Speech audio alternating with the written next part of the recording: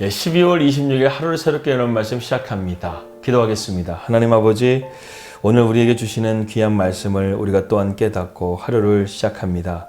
하나님께서 함께해 주시고 특별히 이제 연말입니다. 2024년도가 얼마 남지 않았는데 한 해를 잘 마무리하고 새해를 잘 기도로 준비할 수 있도록 인도하여 주시옵소서. 예수님의 이름으로 기도합니다. 아멘. 찬송가 301장 함께 찬송하겠습니다.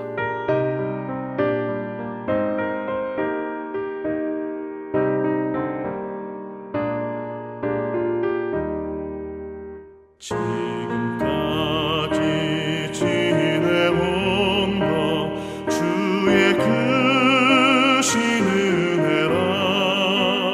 한이 없는 주의 사랑 어찌 이루 말하랴. 찬악해나 주의 손이 항상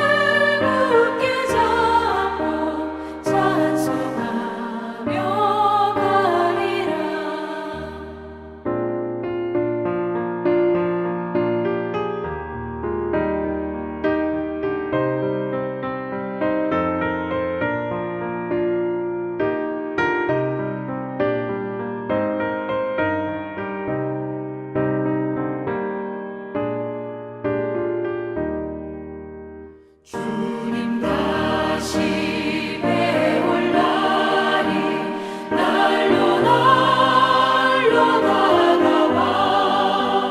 무거운 짐 주께 맡겨 벗을 날도 멀잖네. 나를 위해 예비하신 고향집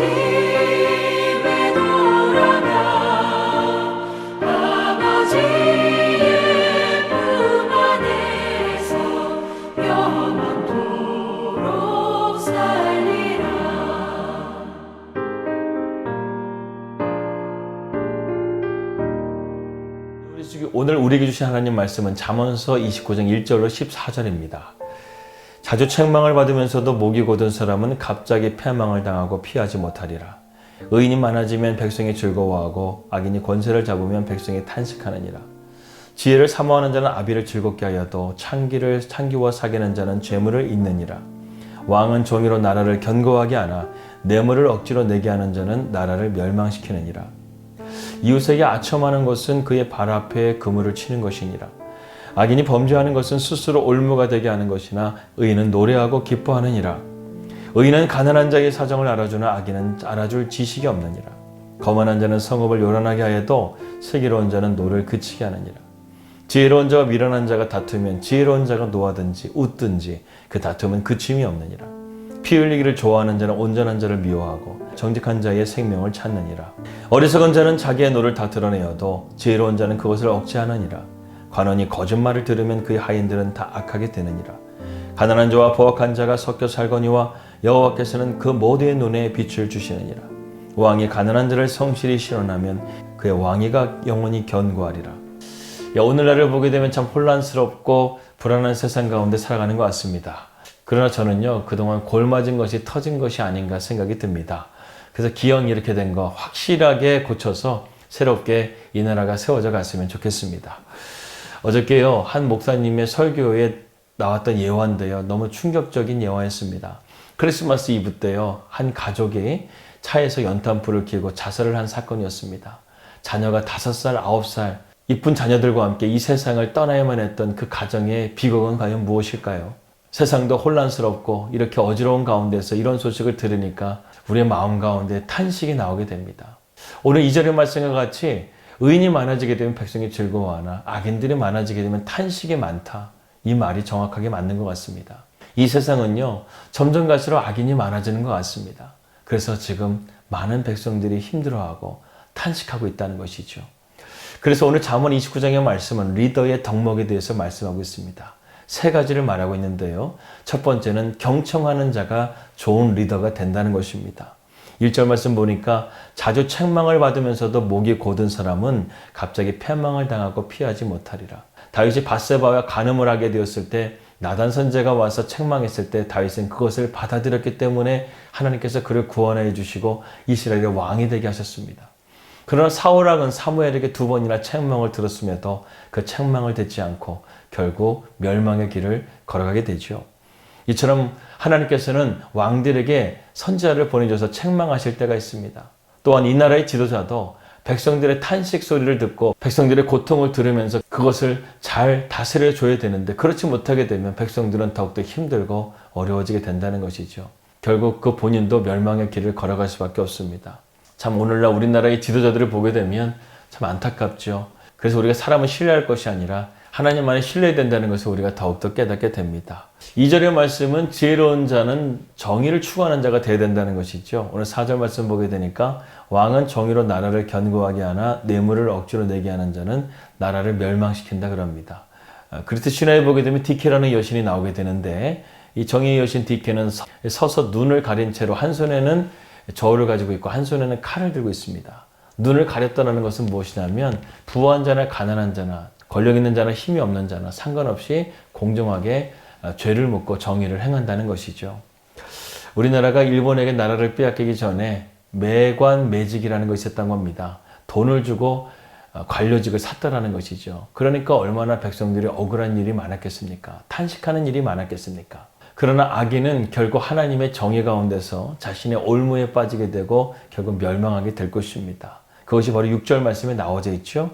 악인이 범죄하는 것은 스스로 올무가 되게 하는 것이니 의인은 노래하고 기뻐한다 이렇게 말씀하고 있습니다. 이처럼 좋은 리더는 정의를 추구해야 된다는 것이죠. 악한 자들은 결국 올무에 빠지게 되는 것입니다.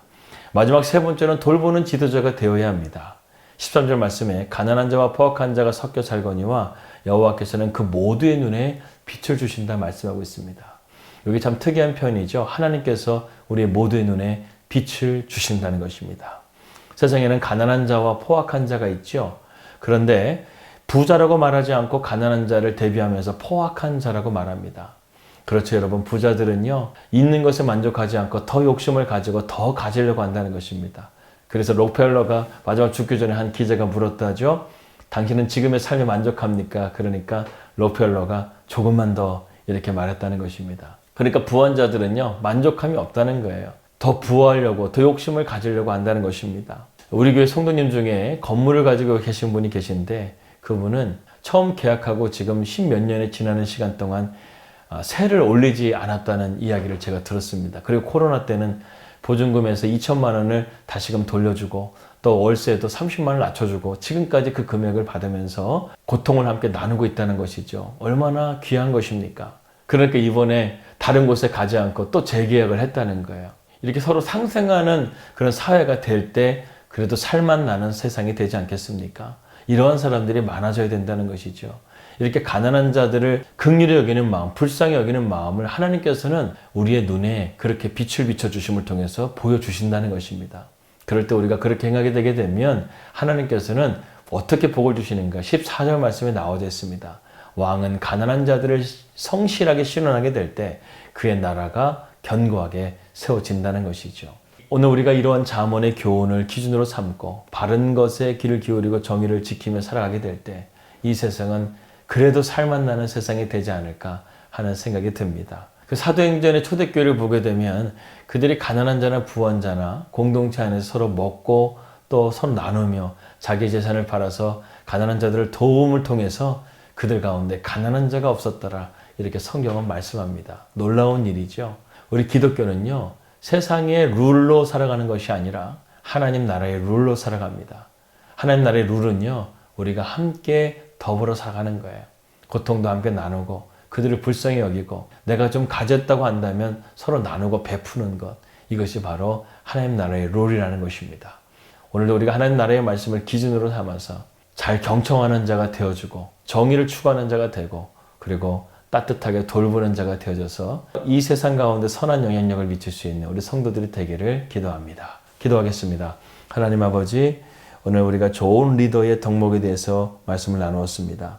우리 성도들이 잘 듣는 자가 되게 하시고 정의를 추구하는 자가 되게 하시고 잘 돌보는 자가 되어져서 이 사회를 바르게 하고 또한 선한 영향력을 미칠 수 있는 성도들이 다 되게 하여 주시옵소서. 예수님의 이름으로 기도합니다. 아멘. 우리 하소의 가족들은 오늘 말씀과 같이 선한 영향력을 미침을 통해서 사회를 깨끗하게 할 수 있는 그런 믿음의 백성들이 다 되기를 바랍니다. 평안하 되시고요. 저는 내일 뵙도록 하겠습니다. 하나님은 오늘도 우리와 항상 함께 하십니다.